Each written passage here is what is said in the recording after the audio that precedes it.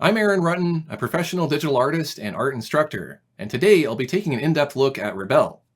I've scored this app based on what I feel is important in digital art software. I'm looking at brush variety, natural media simulation, ease of use, and other important factors. And I'm only counting default content, not add-ons.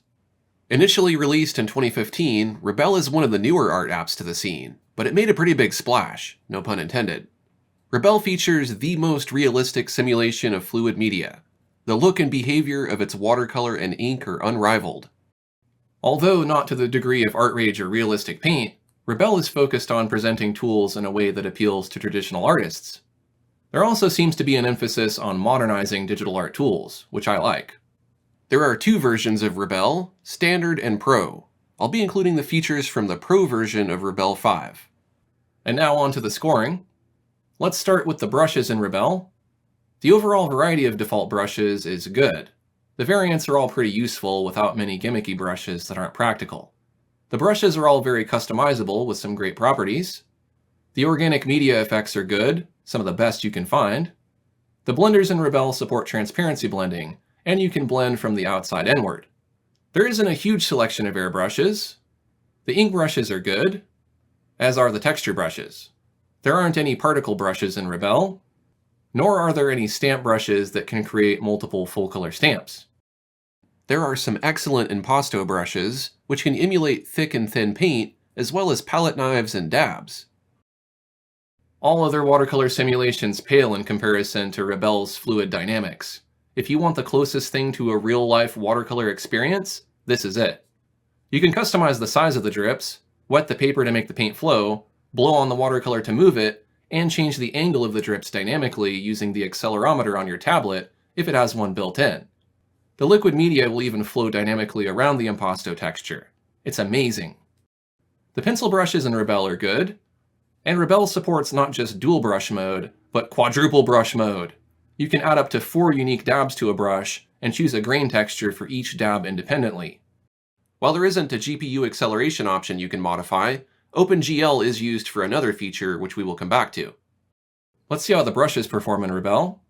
There are some good brush cursor options. The max brush size is a little too small for my taste at 600 pixels, although many brushes are much smaller than that. There are some good brush resizing shortcuts.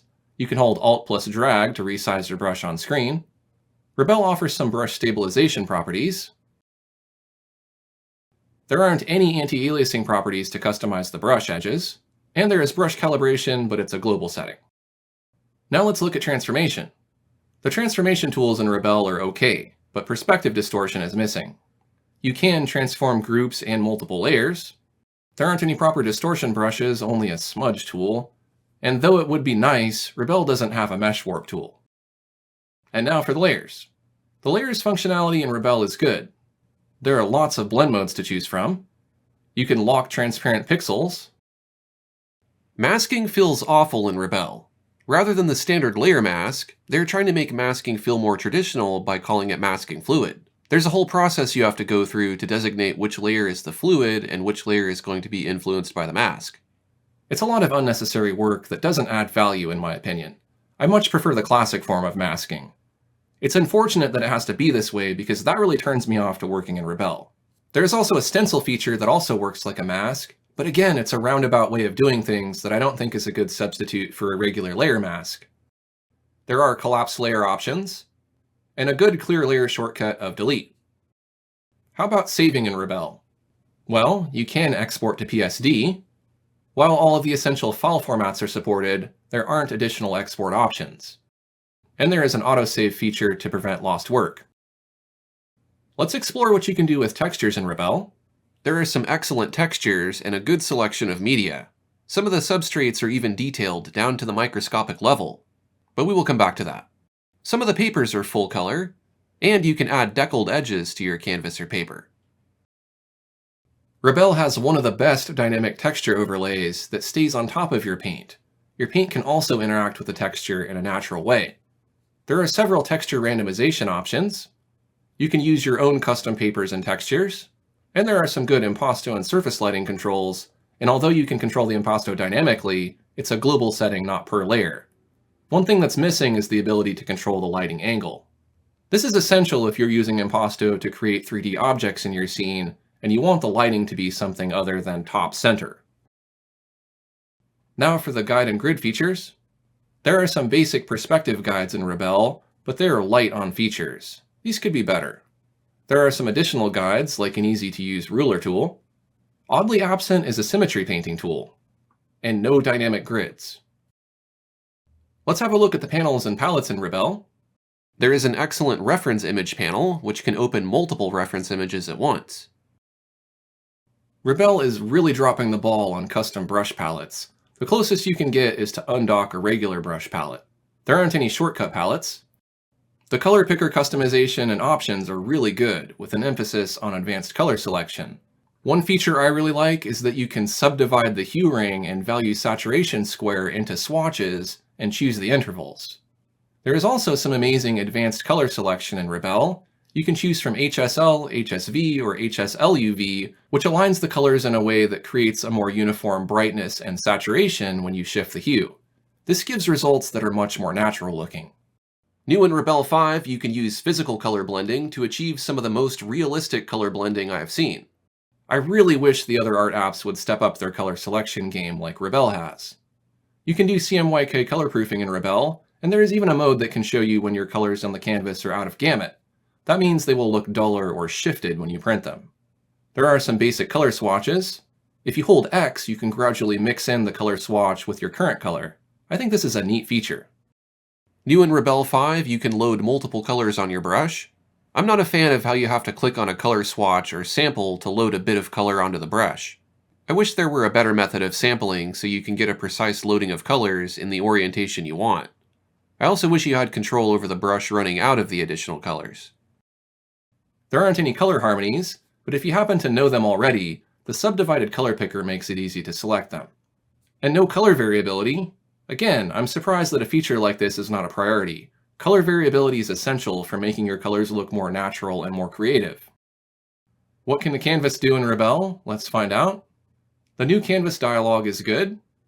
The max canvas size is an insane 99,999 pixels, but good luck getting Rebelle to load it without crashing. The canvas becomes unstable after about 16,000 pixels or so. There are some great canvas presets. Resizing the image, resizing the canvas, and cropping are all good. Rebelle 5 even features nanopixel resizing, which can leverage AI to upscale your artwork and add microscopic detail to the paint and the surface you're painting on. A GPU with OpenGL is recommended for this feature. You can flip the canvas with the F key or with a button in the navigator. There are color profile options. Multi-monitor support is good. And there is a legit grayscale preview that applies to the whole canvas. Just press G. This is something all art apps should have. Now for the interface. The visual appearance and organization of Rebelle is good. It feels very balanced without being too cluttered or too simplified. Relative to other art apps, the ease of use of Rebelle is good. Although there is a bit of a learning curve, the features are intuitive and the tools are all fairly easy to locate.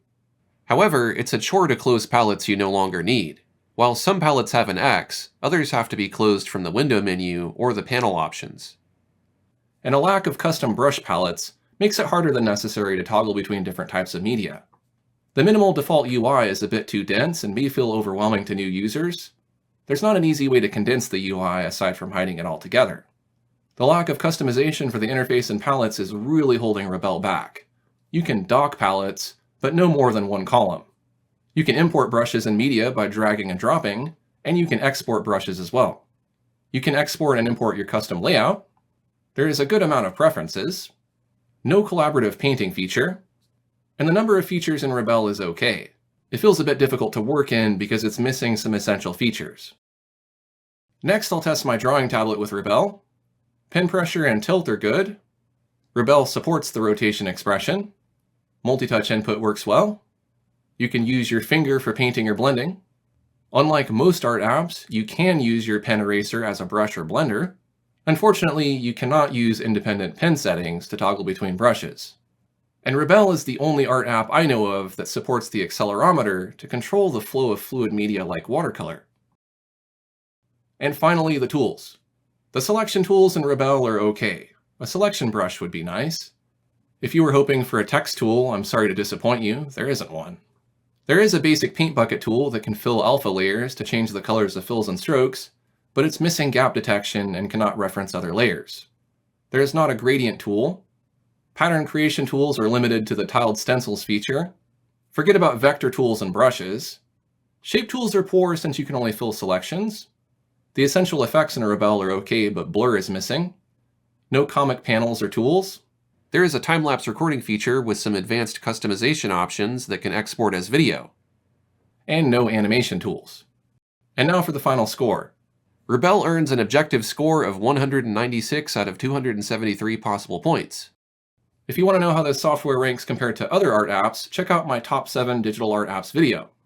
That's all for my review of Rebelle. For more digital art reviews and tutorials, be sure to subscribe to my channel. Thanks for watching, and I'll see you next time.